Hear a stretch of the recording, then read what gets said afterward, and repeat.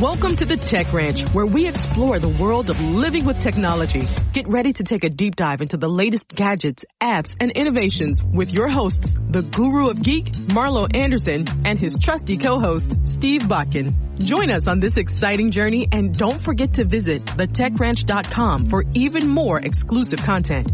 Now, without further ado, let's welcome Marlo and Steve to the Tech Ranch.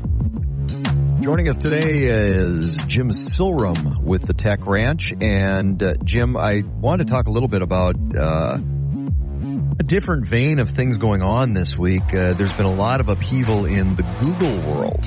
Now, some employees getting fired from Google because of some protesting over Israel. So politics playing into the tech world now.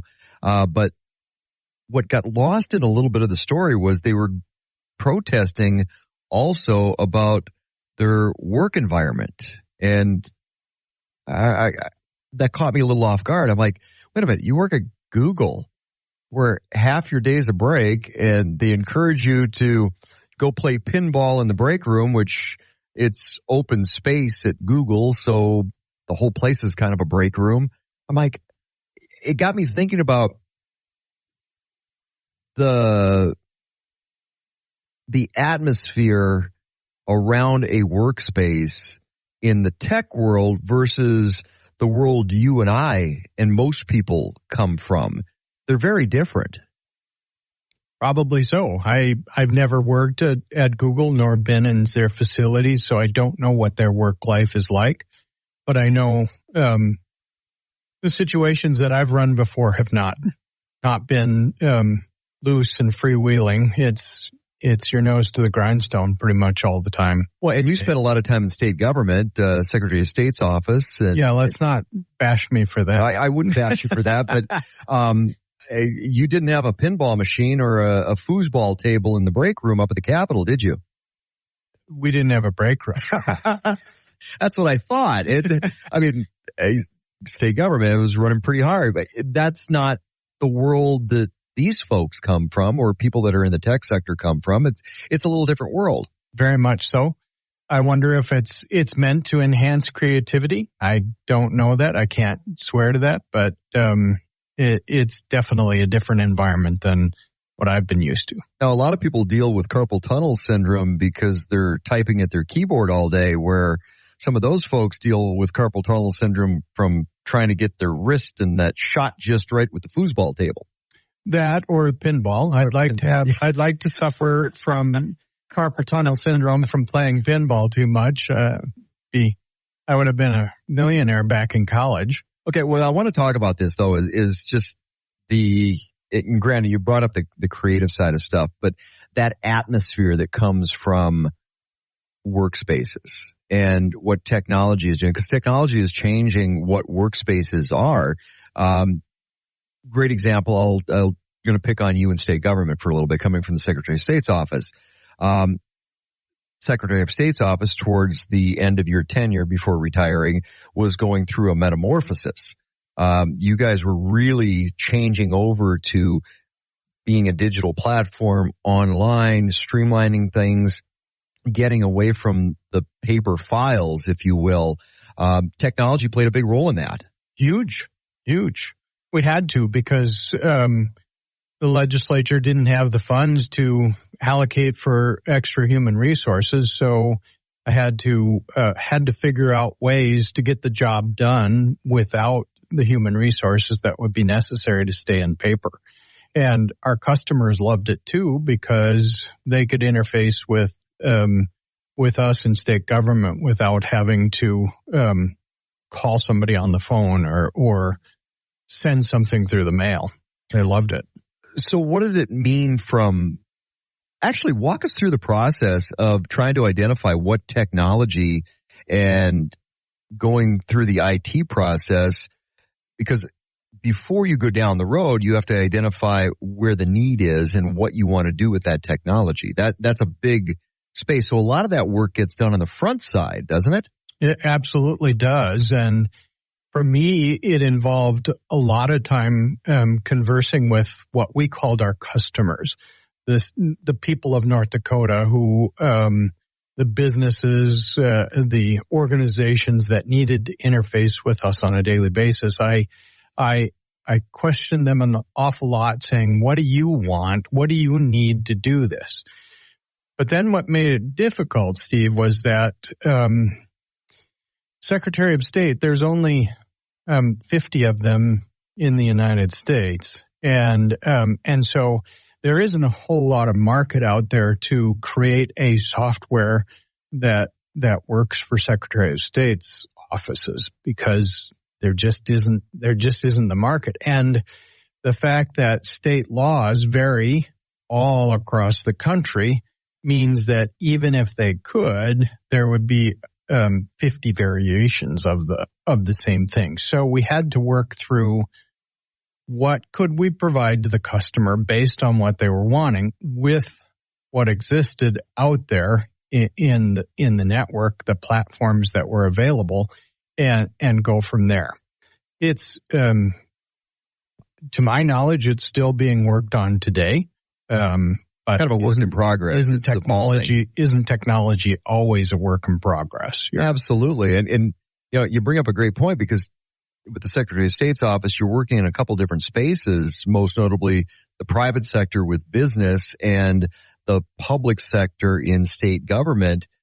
That's got to bring up its own challenges right there. Well, and when you consider, at least in North Dakota, the wide range. I mean, we used to, the state still is the Commissioner of Combative Sports, and registers all businesses and runs elections, all of that. I always like to say, by the way, Steve, that the Secretary of State was, the elections director and also the director of other combative sports. So, because elections has become kind of a combative sports these days, but even there, technology was hugely at play in the space of elections. And, that's sometimes, a great thing for some people, and sometimes not. So when you're going back and forth from the private sector and business and addressing the needs and juggling that with the state government office and state government, you're looking at a lot of different layers and navigating back and forth. In a lot of cases, I'm guessing it's like, oh, here's the form, fill it out, check the boxes, boom, done. Changing that over to a digital platform, I can imagine initially it was probably a little bit more cumbersome than it was helpful. It could be, and could be cumbersome because there are a lot of variations that happen within the law. You're tuned to the Tech Ranch. We're talking with Jim Silrum, former Secretary of State's office. This is the Tech Ranch. Welcome back to the Tech Ranch. Let's get back to discovering the latest in technology with the guru of geek, Marlo Anderson.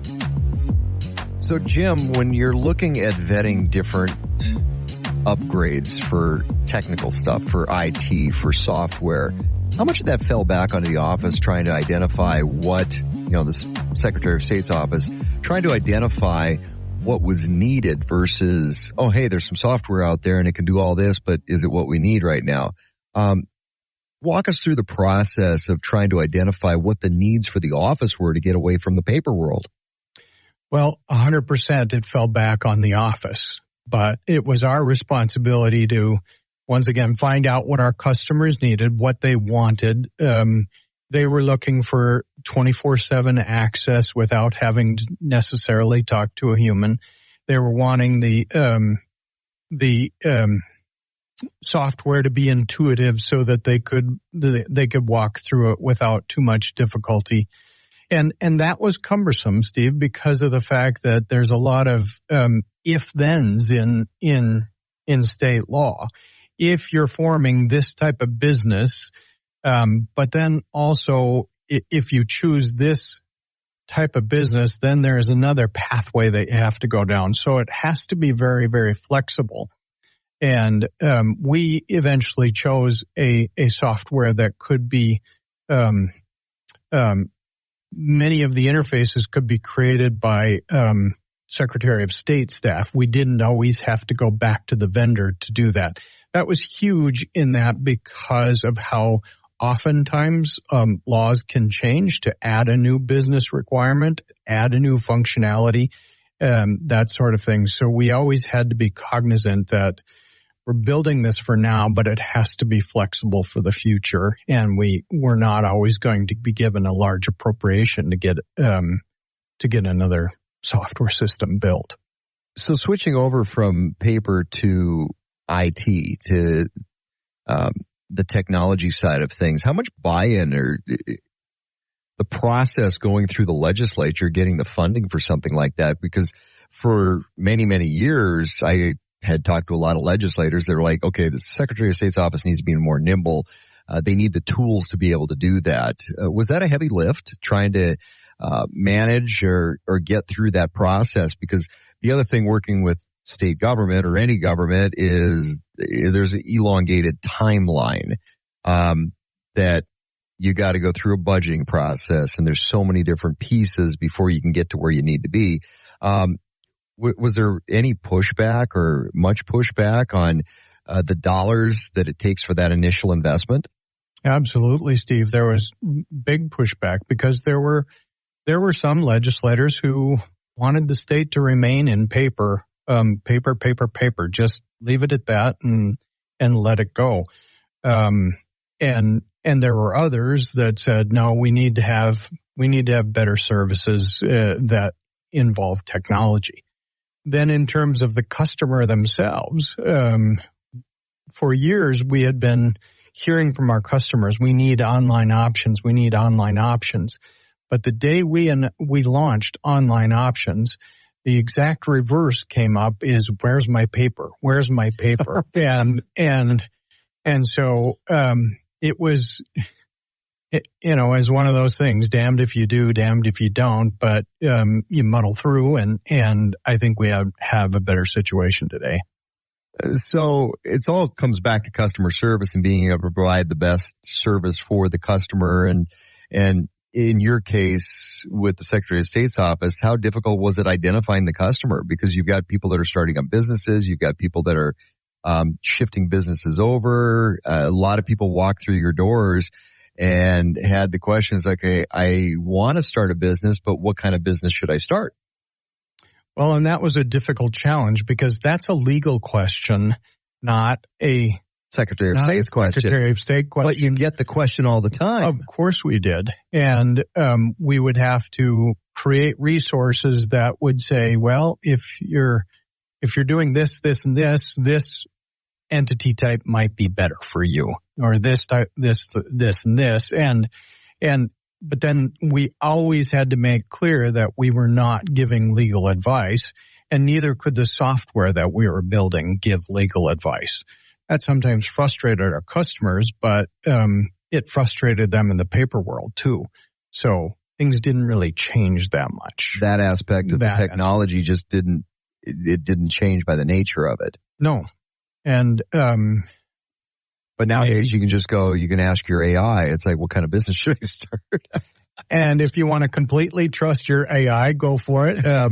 I know an awful lot of attorneys who would say, I think that would be an unwise situation. Yeah. A lot of accountants might say that too. Wow. You can even have AI do your stock portfolio now, but I don't know if I would trust that. Yeah. Okay. So when you're looking at the Secretary of State's office and upgrading, and you mentioned it's still a work in progress, and trying to pick the right software to make sure that you can keep adding modules, you can keep improving, it can keep evolving as the needs of the state dictate. That was very important in that thought process as well. Huge. There was almost nothing more important, because those software systems are incredibly expensive to be purpose-built for a single office. And the other thing to remember was, how could we invest in a platform that could not only be used by the Secretary of State in North Dakota, but could it also be used by other agencies? Because there are a number of agencies that take in filings, and could they transfer over into that too? I think that day is coming yet. I think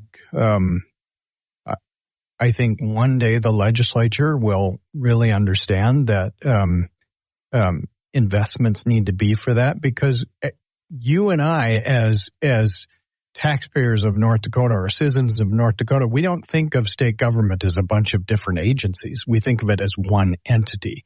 And we don't understand why the Secretary of State has nothing to do with the Attorney General, or nothing to do with, operations-wise with the tax department or other agencies like that. But so in the case of state government, there's a lot of overlap, though. So huge. It's almost like there's a baseline, and each agency goes off of that baseline, because it all comes back to the legislature and the budgets and everything along those lines. So it's some fascinating stuff.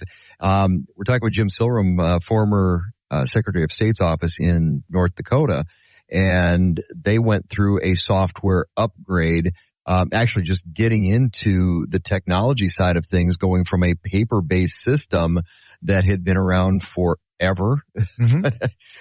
And it's funny, the old Secretary of State, he had stacks and stacks and stacks of files on his desk, but if you asked him for something, he knew exactly where it was in those stacks. So that was kind of the cool nuance of a former Secretary of State. Right. And we're back. Don't miss a minute of the Tech Ranch as we explore the cutting edge of tech with Marlo and Steve. For more exclusive content, visit thetechranch.com. We're talking with Jim Silrum, former Secretary of State office in North Dakota. And, one of the things I was saying was our previous Secretary of State had an interesting filing system. He was eyes on, hands on for everything, going from a paper system to a technology-based system for storing all this. And, the one thing with Al Jaeger, it was kind of cool, is he had these stacks and stacks and stacks of files and folders on his desk. But if you asked him for something, he knew exactly where it was in that stack. He certainly did. Well, one of the things I don't think people really know and appreciate is that when I left office there, the Secretary of State's office in North Dakota was probably one of the most advanced technologically of all secretaries of state across the country. Other states were hoping to get where we were, and I think that continues today. How much cross-collaboration? Because you mentioned it's like, okay, you're one of 50 with that office, and software companies aren't in the business necessarily, or it's very expensive to do one-offs for software. So when you're going through and finding the technology to mesh into the office, it's not like you could go to a state down the road and go, hey, what are you guys doing? That really wasn't the case. Did you lean on some of the pieces here, there, over there, or did you just start from scratch?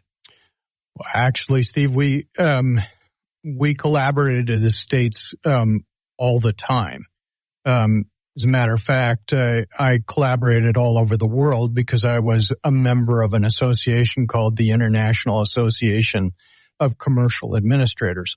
So every year I would get together with people from all over the world who did commercial filings. And we would pick each other's brains about what it is they're doing for this and that. And that was incredibly helpful. You can't do any of this without bouncing things off of other people. So when you're looking at the United States, and again, one of 50 with the Secretary of State's office in the United States, and there's only 50 of them, then what did that look like? Because you mentioned with your association, you had input and were able to pick brains from around the globe. Where did the United States, from a technology perspective, lay with other similar offices to the Secretary of State's office in other spaces? Were Was the United States ahead, behind, on par with some of the technology that was out there? I think that's an interesting question, Steve, because one of the things that I found is most fascinating is those countries that were quickest to go to the mobile platforms, to your cell phones and tablets, were those that were generally thought of as third world countries because they didn't really have a computer phase. They didn't have a desktop phase that they had to go through. So they went straight to the mobile environment and didn't necessarily go to the computer hardware sort of thing. So that was fascinating to know that those third world countries were ahead of us in a lot of ways for that. And a lot of that with being mobile precipitated the app side of things. And where we've gone, you didn't see a lot of apps on a laptop, or a desktop computer, but now with your mobile device, everything's gone to apps. You can do a lot of work and a lot of business on an app on your phone. There's that, or also a big wave was the web responsive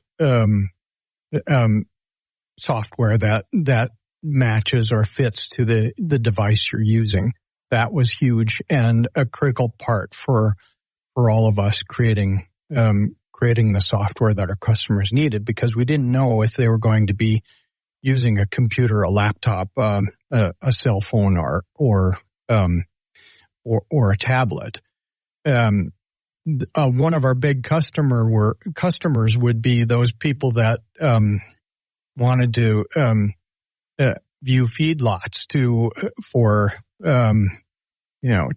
to determine what the value of the cattle would be for in terms of loans for in the Uniform Commercial Code world, and they're not going to be dragging a computer around with them. They're going to be on their tablet or their cell phone. It just had to be mobile.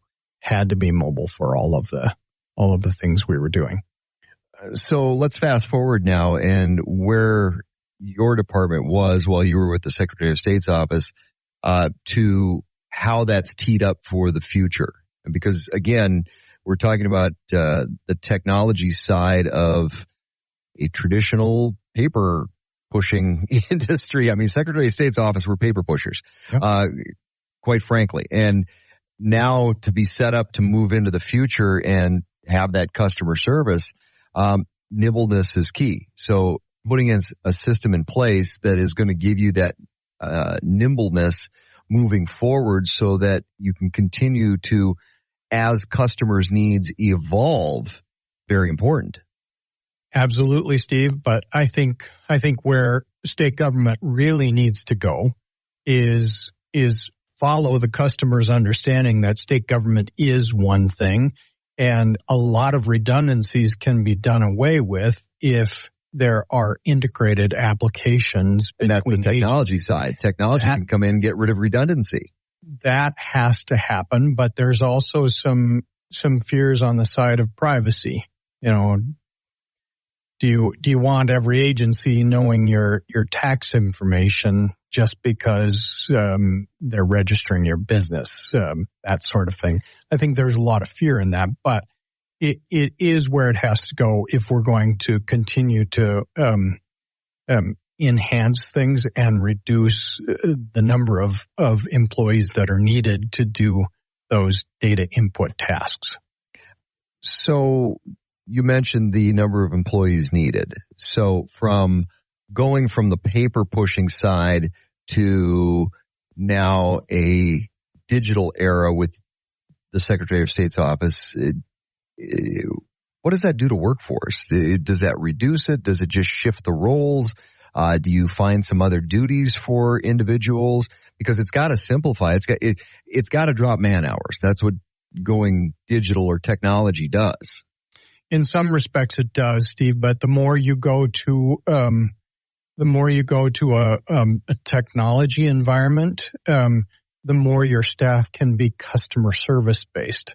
The more they can pick up the phone and answer questions from the customer as opposed to just inputting data. Let's see. I'm trying to think. The last time I called the Secretary of State's office, somebody did answer the phone.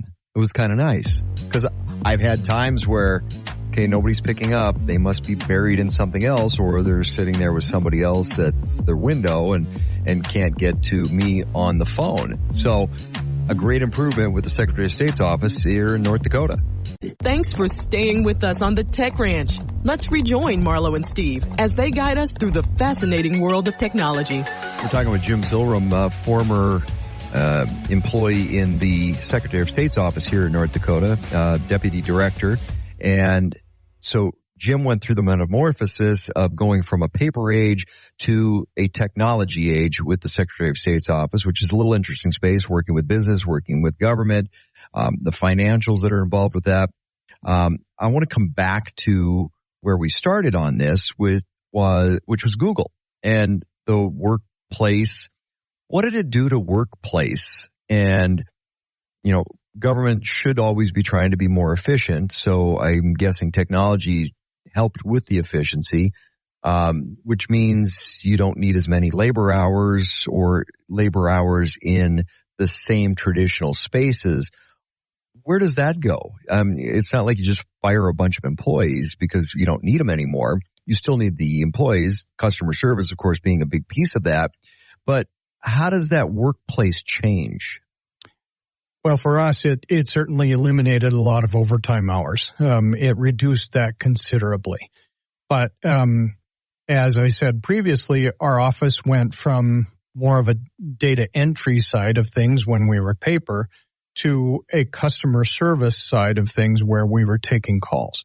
So much so, Steve, that we actually had to change the configuration of the office to go from cubicles to actually workspaces with walls because there were so many conversations happening over phones that it was impossible to have a coherent conversation with all of that noise going on around you.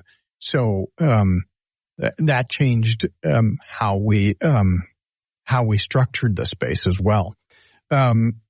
We actually did get to eliminate some staff through the use of technology, not significantly, because I always said that technology doesn't necessarily reduce jobs. It just changes the way you do your job on a daily basis, what your focus is. You still didn't get the foosball table, though. We didn't even get the break room. So they always said there's a cafeteria at the Capitol if you want to have a break space. So going back to this little upheaval at Google where they're doing some restructuring on their finance team and technology as things evolve. So your office evolved. We're seeing with what happened this week on the protests against Israel, which turned into protests against workspace and office space, and in conjunction with the restructuring in the finance team and Google kind of having a little upheaval. Some of that's precipitated by the evolution of technology. What I'm guessing probably took place was some employees who got very comfortable in the way they were doing business they forgot about the evolve part, the evolution part. How important is that, whether it's a state government perspective or in a case like this with a tech company, always having that, because you were in a leadership role, so always having in the mindset of you need to be evolving positions and people to meet the customer, because Google's, that's a customer-based customer service company, even though it's a tech company. You always have to have that mindset of how do you evolve? How do you continue to progress? Mm-hmm. And Steve, I'll tell you, to be sure, while I was Deputy Secretary of State, when I came into office in 2003, I remember one of the first meetings I asked the staff, so how long are we going to use this antiquated program that we have for data entry? And I think I could have been shot at that point because... Do you have a lot of people blinking back at you? Blinking, but also we're never going to do that. And twitch here and there. And so many times I heard, well, Jim, if we go online and our customers are going to be doing data entry, what are we going to be doing? And So I had to spend an awful lot of time working with them to help them understand that their jobs were going to evolve and evolve for the better. It's kind of the movie Hidden Figures, where the computers, the staff at NASA that were the computers, right?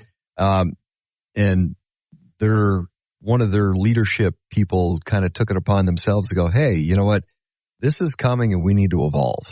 So she got them into the programming side, and that was their roles changed, right? And, just like anything, there's a little pushback. People don't like what's not familiar to them. None of us do. Some of us adapt to it quicker, but none of us really can say that I want change and I want change now. So do you think it's a case of getting too comfortable and not being challenged in a role in the workspace? It's a good question, Steve. I don't know that the answer is the same for everyone. Like I said, I think some people adapt to change quicker than others. Some people may very well just be comfortable in knowing, hey, I've got this stack of paper. I've got to get through it before the end of the day. I achieved that. Well, if the paper is gone, where's my sense of achievement all day long, because they've lost how they can visualize it. But others want to see how their paper stacks can go away, how they can have a whole different avenue of accomplishment. And that's where a big role of technology comes in. It's not a question of taking away workforce. It's a case of either shifting what that workforce does, or in a lot of cases, shifting what that workforce is capable of. Absolutely. So if you're able to grow an employee in a different direction because now technology stepped in and helped aid that process, so that's a win for one. And now you're challenging that employee to a certain degree, which is going to help them grow in the long term. So, because what we're seeing right now in a lot of cases is the two buzzwords right now are workforce retention and workforce recruitment. And there's a balancing act between the two. I mean, yeah, it's always good to get new employees because everybody's looking for new employees, but how do you keep the ones you've got?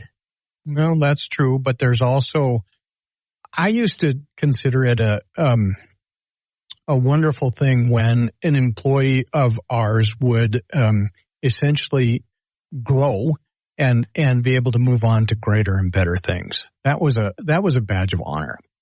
Well, and that's part of a leadership style. You're trying to empower people and help them improve themselves. And then, my style is get out of the way and let them do their jobs after making sure that they have all the tools they need. But that's a space that technology's really come in and has made a difference in a lot of those workplace experiences. If you have any questions or want to suggest topics for future shows, visit thetechranch.com and send us your thoughts. You can also listen to past episodes and watch exclusive interviews not featured on the radio show. Be sure to follow Marlo and Steve on social media by clicking the links at thetechranch.com. Until next time, keep exploring the world of living with technology.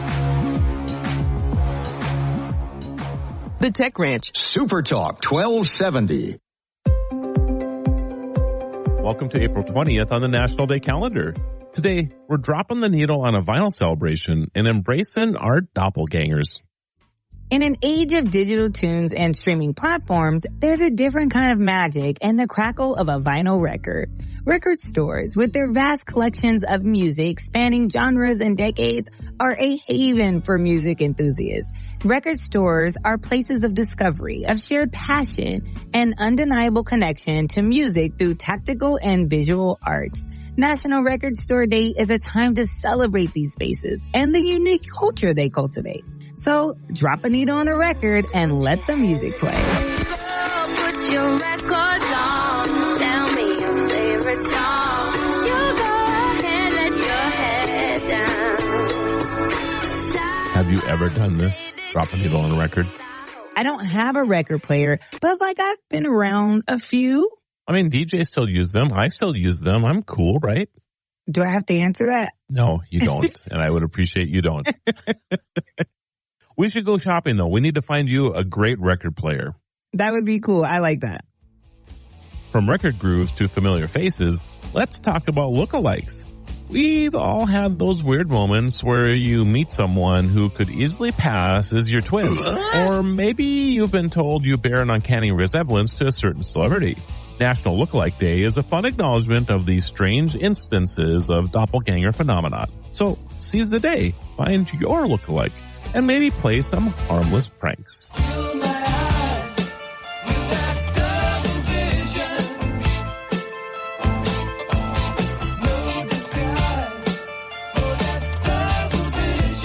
Okay, who's your lookalike?